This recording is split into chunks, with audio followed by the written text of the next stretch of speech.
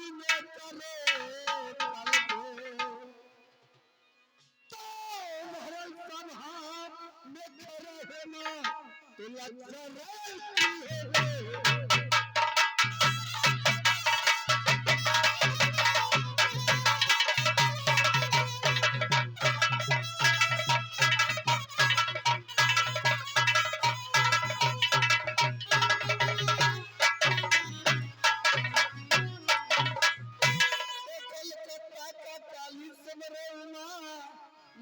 भागलपुर के भगवती तो कलकत्ता का काली सुमरे भागलपुर के भगवती माँ पटना का पटन देवी सुमरे बकरी का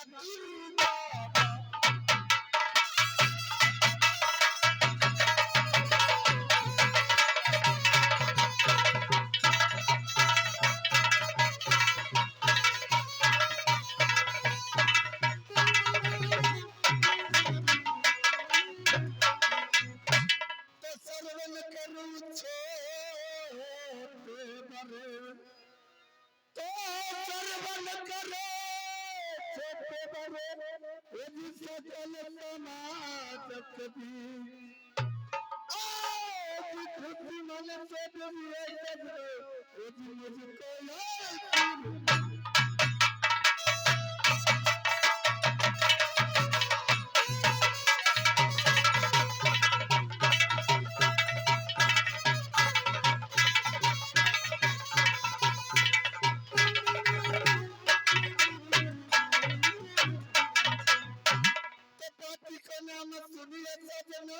मन में लगा कर ध्याना समस्तीपुर पड़ता इधर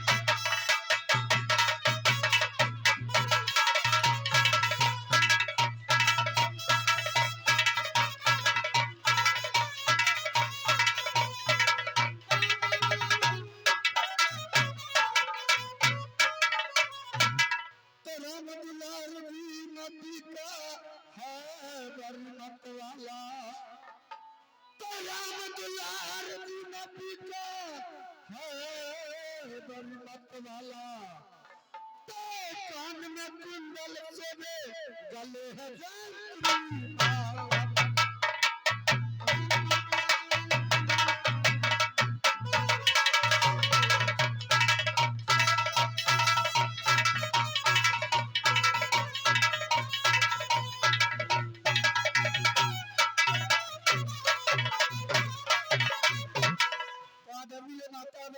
हम लोग के महान कलाकार भी नहीं है आप लोग के सामने एक नन्हे मुन्ने बालक खड़ा है रखा गया है सोभिया नदी नटवर का लड़ाई रुदल हरा आह सुमरान करके बाबा होती बाबा के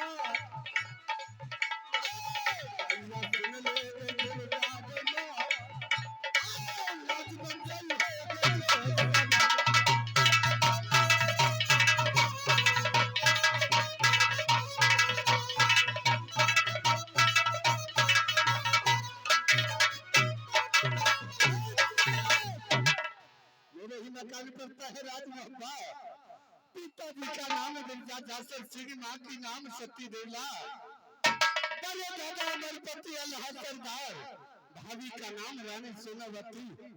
मैं यहाँ से जंगल चल रहा हूँ, द्वारपाल हरे जी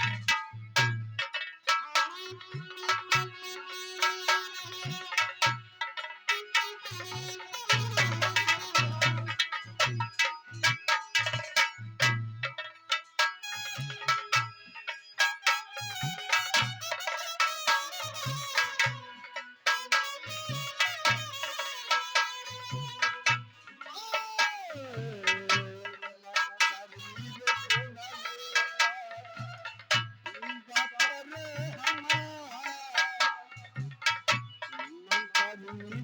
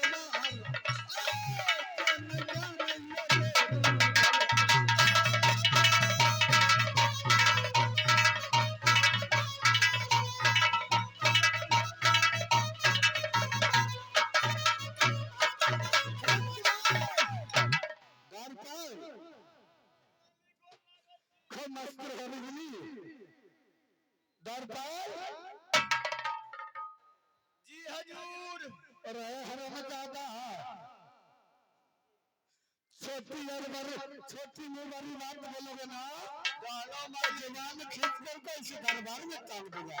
कहलो मालिक प्रणाम।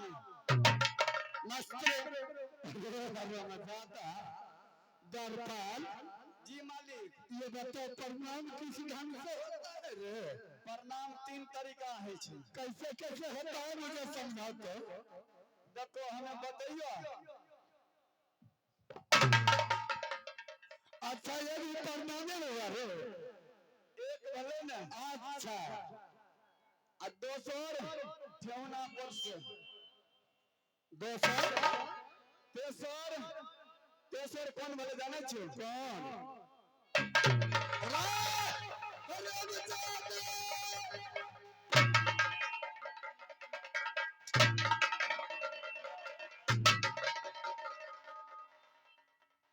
मालिक हरमजादा मालिक का बच्चा जनान मारे छिए ने धरो फिरिया जीते। उसको उठा करो।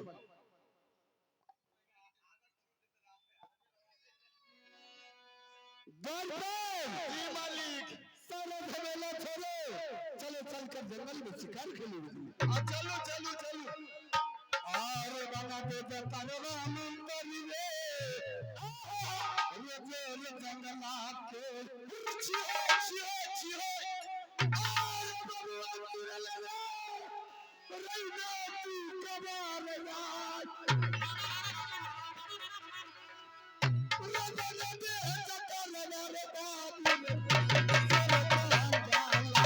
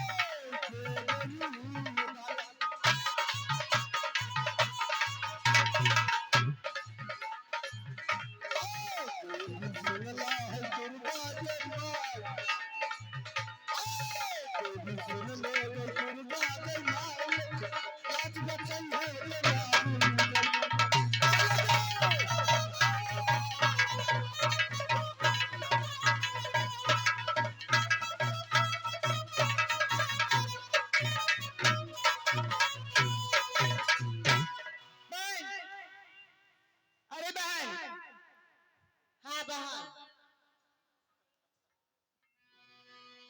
चलो जल्दी से विलंब क्यों करती हो ठीक है बहन चलो। चलो हर हर गंगा की नारा लगाते हुए हर हर हर हर गंगे हर हर गंगे हर हर गंगे हर हर गंगे हर हर गंगे हर हर हर हर हर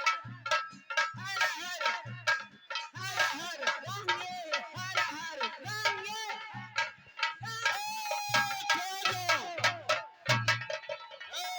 अने उन्हें फिर भी तो धरिए में घुसा देबो ए कीजिए रास्ता पूरा देना एक मोछे उखाड़ लो बोले थोड़ा जुबान संभाल के बात क्या करो बात है क्या बात है रास्ते पर लड़की ये बताओ बहन इतना गुस्सा में नहीं आओ रास्ते पर एटीएम में चलोगे तो मजा आएगा मां पर नहीं है आपकी घनी माँ और बहन नहीं है खबरदार जो किसी लड़की के देख के राह में रोक रहे हैं अरे गुंडा ही लागे। मैं जो पूछ रहा हूँ बहन उसको जवाब दो मुझे क्या ये बताओ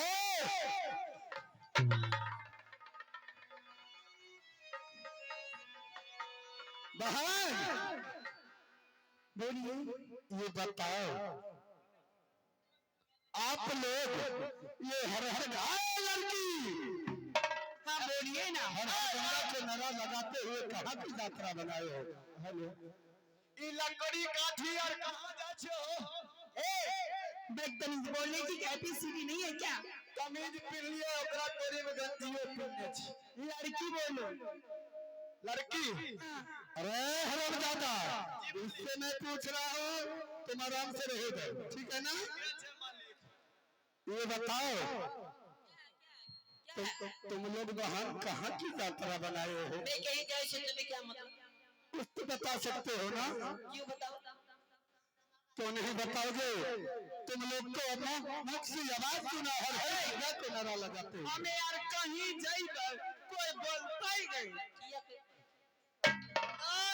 तोरा कोई नहीं बोलतो तो तू लग सीमा दे या सीमा हलमान लग रही तोरा कोई नहीं बोलतो तो तू हमरा आर के रास्ता में किया रोक छ कहीं जाय छे कहां घर द्वार छे तो और समय के रास्ता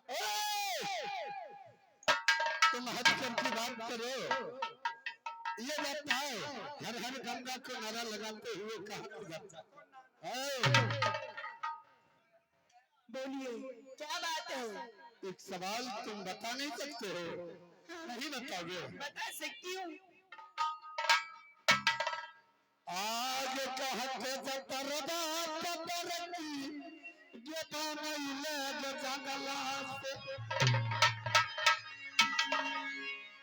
आवाज कटकी सुन लगे गजवली कबार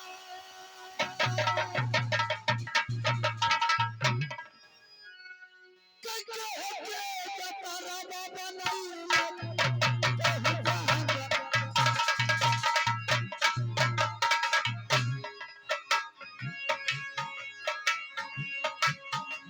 हेलो